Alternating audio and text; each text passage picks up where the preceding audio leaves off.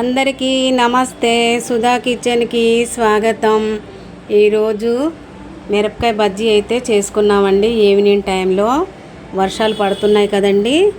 వర్షాలు పడితే వేడివేడిది ఏదైనా తినాలనిపిస్తుంది కదండి. ఇలా చేసుకొని తినండి. మిరపకాయ బజ్జీలు పెద్ద మిరపకాయలు మీడియం సైజులో దొరుకుతాయి కదండి. ఏ సైజు తెచ్చుకున్నా బజ్జీలు చాలా టేస్టీగా చాలా బాగుంటాయి. ఎమ్మీగా పిల్లలు పెద్దవాళ్ళు అందరూ ఇష్టపడతారండి. ఈ బజ్జీ అంటే చూడండి ఎంత బాగా వచ్చిందో, ఎంత కలర్ఫుల్గా ఎంత బాగుందండి. నిమ్మకాయ పిండుకొని తింటే అలాగా చాలా బాగుంటుంది. పిల్లలు అలాగా ఈవినింగ్ టైంలో స్కూల్ నుంచి వస్తారు కదండి, ఈవినింగ్ టైంలో చేసి పెట్టండి, చాలా ఇష్టంగా తింటారు. పిల్లలేటండి పెద్దవాళ్ళు కూడా తింటారు ఇష్టపడి.